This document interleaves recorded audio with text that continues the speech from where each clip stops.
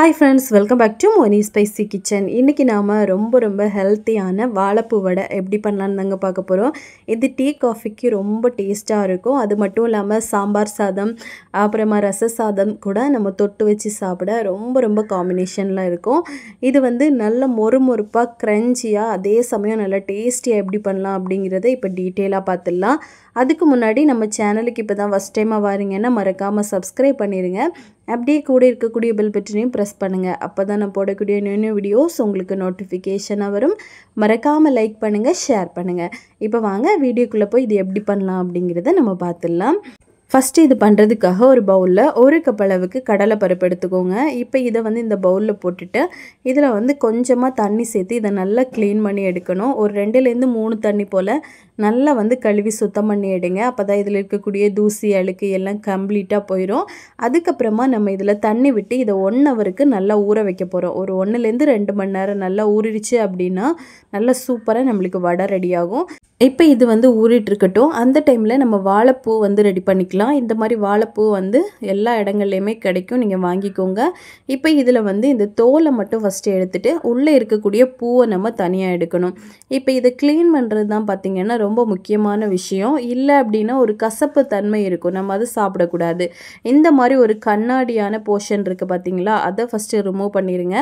அப்புறமா இந்த உள்ளே இருக்கக்கூடிய அந்த பூவிலே பார்த்திங்கன்னா சென்டரில் ஒரு பூ இருக்கும், அது மட்டும் நம்ம தனியாக எடுத்துடணும். உங்களுக்கு மற்ற அந்த காம்புகளோட டிஃப்ரென்ஸுக்கும் அதுக்கும் டிஃப்ரெண்ட் இருக்குது, அது ஒன்று தான் இருக்கும், அதை மட்டும் தனியாக எடுத்துடலாம். இப்போ மொத்தமாக இந்த மாதிரி லேசாக நீங்கள் எடுத்தீங்க அப்படின்னா இந்த கண்ணாடி போர்ஷன் நரம்பு மாதிரி இருக்கும்ல, அதை எடுத்துடலாம். அதுக்கப்புறமா உள்ளே இருக்கக்கூடிய அந்த பூக்களில் நீங்கள் பார்த்தீங்க அப்படின்னா இந்த ஒரு போர்ஷன் இது உங்களுக்கு பார்த்தாலே தெரியும், இந்த மாதிரி இருக்குது பார்த்தீங்களா. மற்ற மகரந்த அந்த பூவை அந்த நரம்பை விட இது மட்டும் ஒன்று மட்டும் நம்மளுக்கு டிஃப்ரெண்ட்டாக இருக்கும், அது மட்டும் எடுத்துருங்க. இப்போ மிச்சமாக எடுத்துகிட்டு நம்ம வந்து இது ஒயிட் கலர் போர்ஷன் அந்த பூவில் வந்ததுக்கப்புறமா நம்ம வந்து தனித்தனியாக பிரிக்க வேண்டாம், இது அப்படியே வச்சு நம்ம கட் பண்ணி எடுத்துக்கலாம். அந்த பிங்க் கலர் போர்ஷன் வாரது வரைக்கும் பூவை மட்டும் தனியாக எடுங்க. அப்புறமா இந்த ஒயிட் மட்டும் வந்ததுக்கப்புறமா இதை ஃபுல்லாகவே நம்ம கட் பண்ணிடலாம். இது எதுவும் நம்ம ரிமூவ் பண்ண வேண்டிய அவசியம் இருக்காது, நம்மளுக்கு எடுக்கவும் வராது. இப்போ பூவையும் அந்த மாதிரி தான் நம்ம எடுக்க வேண்டியதெல்லாம் எடுத்துகிட்டு இந்த மாதிரி எல்லாத்தையும் கட் பண்ணிடலாம். ரொம்ப சின்னதாக கட் பண்ண வேண்டாம், மீடியம் சைஸுக்கு கட் பண்ணி எடுங்க. எடுத்துகிட்டு இதை கொஞ்சமாக தண்ணியில் போட்டு நல்லா அலசி நம்ம எடுக்கணும். க்ளீனாக நல்லா வந்து சுத்தம் பண்ணி எடுத்துருங்க. இப்போ இதை வந்து நம்ம தண்ணி விட்டு நல்லா அலசிட்டு இதை இன்னொரு பக்கத்தில் நம்ம மாற்றி வச்சிடலாம். இந்த ஒரு ப்ராசஸும் கொஞ்சம் கஷ்டம், இது பண்ணி முடிச்சிட்டிங்க அப்படின்னா நம்ம ஈஸியாக வடை மட்டும் தட்டி போட்டுடலாம். இப்போ பார்த்திங்கன்னா நம்மளுக்கு பருப்பு வந்து நல்லா ஊறிடுச்சு. இப்போ இதில் இருக்கக்கூடிய தண்ணியை கம்ப்ளீட்டாக வடிகட்டிட்டு ஒரு மிக்ஸி ஜாரில் பருப்பை போட்டுக்கோங்க. போட்டுட்டு இதில் 1 டேபிள் ஸ்பூன் பருப்பை மட்டும் நம்ம தனியாக எடுத்து வச்சுருக்கோம், அது கடைசியாக தேவைப்படும். இப்போ இதே மிக்ஸி ஜாரில் நம்ம வாழைப்பூ வந்து கட் பண்ணி வச்சுருந்தோம்ல, அது எல்லாத்தையும் போட்டுக்கோங்க. உங்களுக்கு மெஷர்மெண்ட் அளவு வேணும் அப்படின்னா 1 கப்பு கடலை பருப்புக்கு 1.5 கப்பு வாழைப்பூ வந்து நம்ம போடணும். அப்புறமா இதில் ஒரு 1/2 டீஸ்பூன் அளவுக்கு உப்பு, 4லேருந்து 5 பூண்டு தோல் உரிக்காமல் சேர்த்து இந்த அளவுக்கு நல்ல பேஸ்ட்டாக அரைச்சி எடுங்க. இப்போ அரைச்ச பேஸ்ட்டை வந்து ஒரு பவுலுக்கு நம்ம மாற்றிடலாம்.